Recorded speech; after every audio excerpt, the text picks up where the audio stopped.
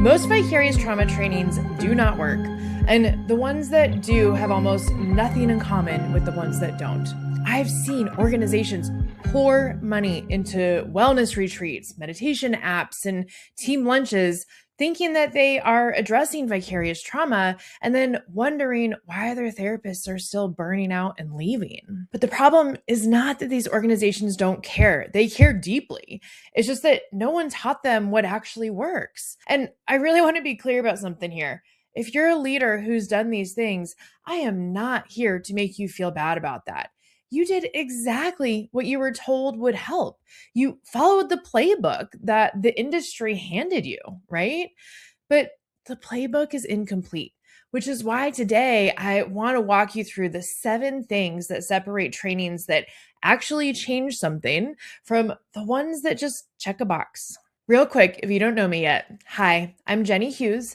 I'm a trauma psychologist, founder of the Brave Trauma Therapist Collective, and I developed what I call the Brave Method, which is an approach to training about vicarious trauma and vicarious resilience that's specifically designed to help trauma-exposed teams build real, lasting resilience so their therapists can keep doing the work that they love.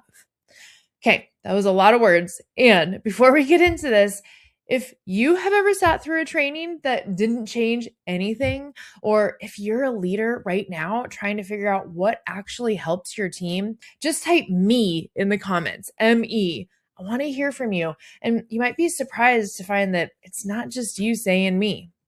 All right, let's get into it. The first thing that differentiates vicarious trauma trainings that work from the ones that don't is whether or not they address vicarious trauma as a system problem or an individual one. And this is really seriously the top reason that most trainings don't stick. When I talk to organizational leaders about what they've already tried, I hear a lot of the same things, right?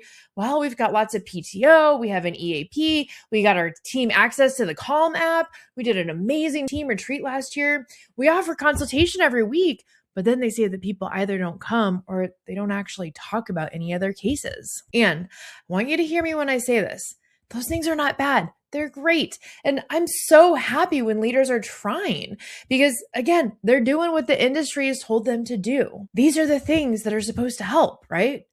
But here's the gap. An EAP doesn't address the cultural problems within an organization that make clinicians feel safe or unsafe in consultation spaces. The Calm app isn't going to regulate a therapist who feels so totally alone, even when they're surrounded by other people, by other clinicians. And a one-day retreat isn't going to undo what's been building in someone's nervous system or an organizational system for months or years.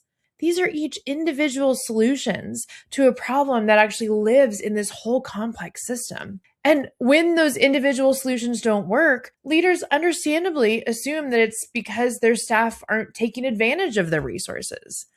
But in reality, the resources were never designed for that actual problem. So the best vicarious trauma trainings start by looking at the system, not just the individual therapist. They ask, what's happening in this organization's culture, in their communication patterns, supervision structure, and daily workflow that's making vicarious trauma harder to hold? That's a fundamentally different question than how do we get our therapists to take better care of themselves? The next thing that good trainings on vicarious trauma do is they give teams a shared language. Without shared language, every conversation about the impact of trauma work stays vague, or it just doesn't happen at all. Now, one of the most powerful things that I see happen in trainings is when people learn the term vicarious resilience for the first time. And I know we're taking a hard right-hand turn here, but we're going to come back, okay? On this topic, for a lot of clinicians, this is a brand new concept. Yes, of course they've heard of vicarious trauma. It's the boogeyman under the bed to be avoided, right? They've heard of burnout. They may very well be experiencing it. And they may have even heard of compassion fatigue, secondary traumatic stress, right? These are all terms that are thrown around and even used interchangeably. But vicarious resilience, that's new. And learning about it does double duty. Here's how we come back. First, learning about vicarious resilience normalizes vicarious trauma because Now it makes sense. There's a framework where vicarious trauma isn't just this terrible thing that happens and means that something's wrong with you. It's actually one side of an experience that has another side. They're two sides of the same coin. Second, it gives teams then this shared language to actually talk about both. So, when a therapist is isolating, or they're more irritable than usual, or they're avoiding work or overworking here, the team already knows that those are normal parts of vicarious trauma.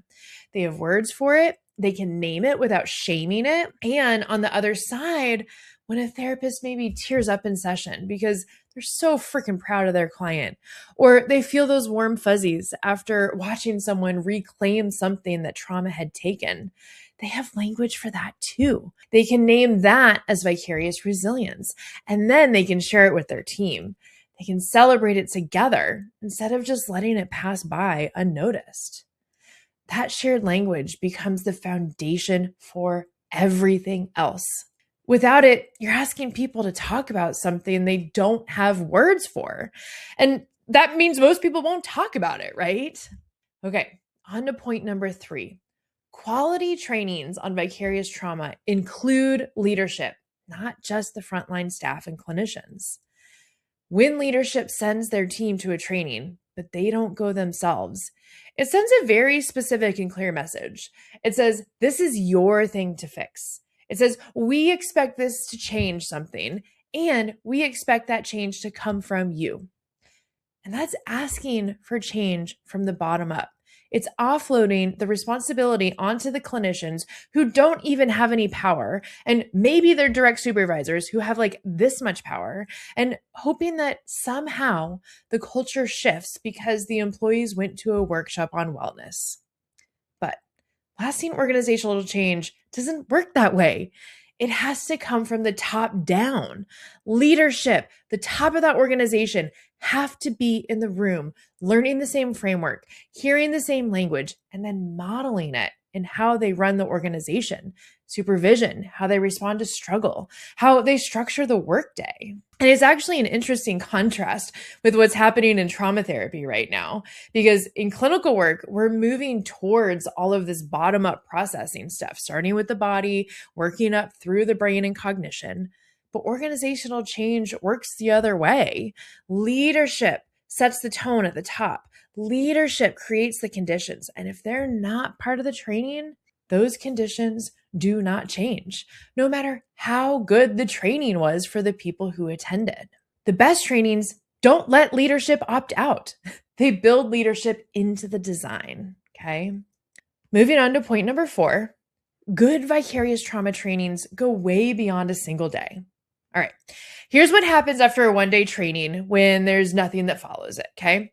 The first thing that fades is the hope that things can actually change for the individual and perhaps even for the organization.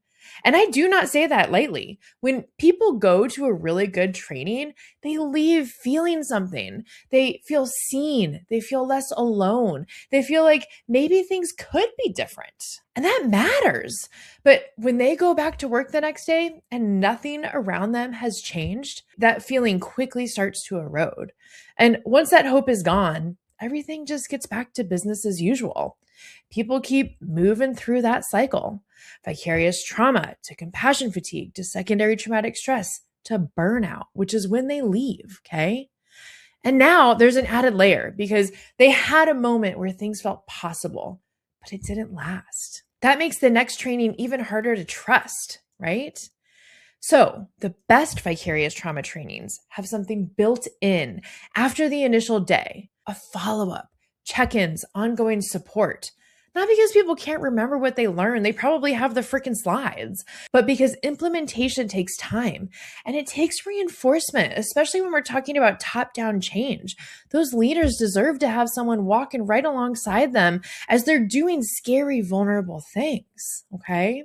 And a team doesn't build a new culture in 4 hours. They might start one, and then they need support to keep building it. Now, let's hit pause real quick. And as we're going along here, let me know if you have been through a training that actually worked, and let us know in the comments what made it different. This helps us all grow together here on this channel, and it gives me new ideas for how I can improve things like the Brave method when I go into organizations to do this work. All right, on to number 5. Good vicarious trauma trainings measure outcomes, not just satisfaction. Most trainings end with a feedback form, right? Rate this training from 1 to 5. What did you enjoy most? What would you change? And those forms are fine for what they are. They give the trainer feedback on how the training went. They let you get your CEs, but they don't actually tell you anything about whether something is actually changing. The best trainings use pre and post measures, and they need to be anonymous, right? Because without that anonymity, you are not going to get honest data. You are going to get people telling you what they think that you want to hear. Those pre-measures give you a real picture of what your team is actually experiencing when it comes to vicarious trauma, secondary traumatic stress, compassion fatigue, burnout, and compassion satisfaction and vicarious resilience. You get that baseline, right? And then post measures taken weeks and months later tell you what's shifting and what isn't. And that's where the real value is, not in whether people like the training or how much better they're getting necessarily, but in whether the training moved anything. And if something isn't moving, you can then actually make modifications. You can adjust, you can respond. How powerful is that as a leader? But it only works if you're measuring the right things right from the start. All right, time for point 6. Good trainings normalize vicarious trauma instead of pathologizing it. And this one matters way more than people realize. When vicarious trauma is taught as something to avoid, as something that means you're not cut out for this work, or that you're too sensitive, or that you need to learn how to leave it at the office, it doesn't help therapists. It shuts them down. It encourages them to disconnect from the work they love, to disconnect from their clients, and to white knuckle their way through each and every day. And that's the opposite of what a training should do. The best trainings start from the position that vicarious trauma is a normal, expected response to empathic engagement with another person's suffering, because it is. Vicarious trauma is not a sign that something is wrong with you. It's a sign that you're human and you're doing human work. When everyone in the room is on the same page about that, something shifts. It connects back to that shared language stuff we talked about earlier. It makes it okay to actually use that language together as a team. And then people stop hiding. They stop performing fine. And the isolation that makes vicarious trauma so much harder to carry starts to release. Normalizing vicarious trauma doesn't mean ignoring it. It means creating the conditions where people can actually talk about it without shame. And that's the starting point for everything that follows. All right, last but not least, point number 7. Good trainings on vicarious trauma build towards vicarious resilience. They don't just teach coping. And this is the piece that most trainings skip entirely. And it's usually the thing that people want most, both the organization and the clinicians. When I come in with the Brave method, the first thing people say that they are hoping to get out of it is new coping strategies. And moving from normalizing vicarious resilience so that people can learn about and talk about vicarious resilience might be the most important point of this whole video, okay? A lot of what gets offered to trauma therapists in the name of support is really just coping strategies. That's why it's what they ask for. It's been normalized, right? Oh, just go journal, go meditate, set better boundaries, make sure you're exercising, and, get enough sleep. And of course, those things aren't bad. Those are great. But for most therapists, they are just one more damn thing to add to an already impossible to-do list. Vicarious resilience is different. It's not another task.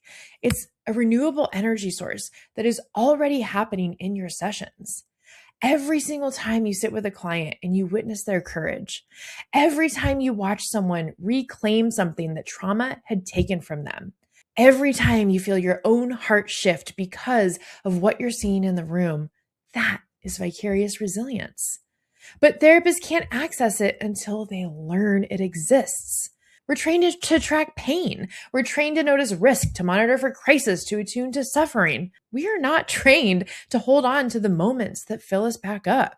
So they pass by. They go unnoticed, unnamed, unclaimed. A training that teaches vicarious resilience changes that.